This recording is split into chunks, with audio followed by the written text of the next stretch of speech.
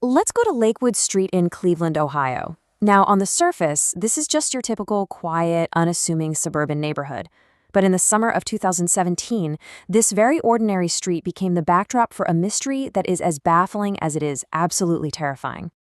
You see, this isn't just another missing person case. This is about an impossible disappearance, one that really hinges on a single, chilling detail that seems to defy all logical explanation. And it all kicks off with this simple, unnerving statement. A new tenant. She sees a figure in a window across the street. She casually mentions it to her landlord, and this is the response she gets. Right here. This is the moment that quiet street begins to feel very, very wrong. So who's at the center of all this? Her name is Megan Hartley. She moved to Lakewood Street on June 4th, 2017, and she was just hoping for a peaceful new beginning. So let's get to know Megan a little bit. She was 33, a graphic designer, just trying to get back on her feet after a recent divorce. All she wanted was a quiet, normal place to reset her life. And according to her neighbors, she was just that. Friendly, calm. She wasn't looking for any trouble. In fact, she was actively trying to get away from it. But that peace she was so desperately looking for, yeah, it didn't last long. Not even close. In fact, her new, quiet life was disrupted almost immediately, and the sense of unease just started to creep in. And things escalate incredibly fast. On June 4th, the very day she moves in, she notices the watcher. Just 1 week later, she's on the phone with 911, completely panicked. And by June 22nd, get this, less than 3 weeks after moving in, her camera captures something deeply disturbing. And this is where the real head-scratcher begins. Megan is absolutely certain she heard someone in her yard. She described these slow, heavy, deliberate steps. But when the police show up, they find nothing. No footprints, no broken fence, not a single thing out of place. It's just her word against a complete and total lack of physical evidence. So you can imagine how she's feeling. Dismissed, scared, and increasingly unsafe. So Megan takes matters into her own hands. She installs a motion-activated camera, which would very soon give her the first piece of solid proof that she wasn't just imagining things. So on June 22nd, at 3:14 in the morning, her new camera clicks on. It starts recording a figure standing perfectly still for 11 minutes. I want you to just think about that. 11 straight minutes without moving a muscle. The footage itself is just unnatural. It's a dark, man-shaped silhouette. And it's not trying to hide, it's not sneaking around, it's just standing there, right across the street, in front of that house that's supposed to be empty, staring directly at Megan's home. And for that entire 11-minute recording, it is completely, unnervingly still.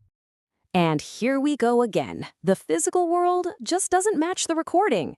The police investigate that abandoned house, and they find it sealed up tight. And in the exact spot where that figure stood for 11 minutes, no fingerprints, no footprints, nothing. It was like a ghost had been caught on camera. All of this creepy, escalating dread, it all leads to the final 24 hours.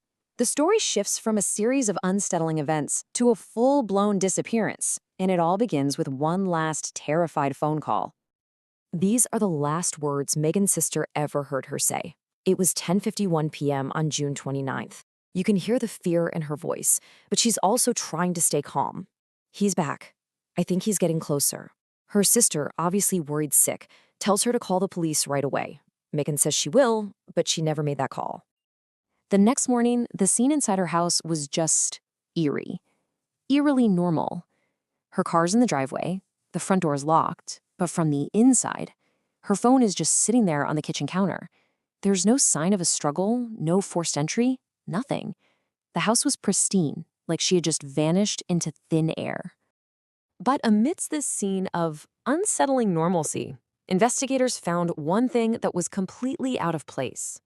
One single, chilling item left behind that changed the entire direction of the case.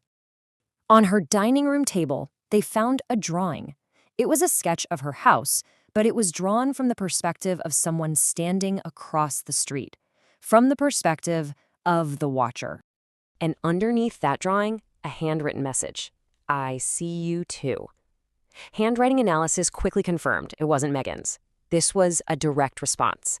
It was a terrifying acknowledgement from the watcher that he knew she had been watching him back. The case went cold, almost immediately. But 2 days later, investigators uncovered what is maybe the most haunting clue of all, and they found it hidden on Megan's own porch camera. It was a short clip, but it contained her final recorded moments. The last piece of this impossible puzzle is a video clip that's only 4 seconds long. Just 4 seconds that captured the exact moment Megan Hartley disappeared from the world.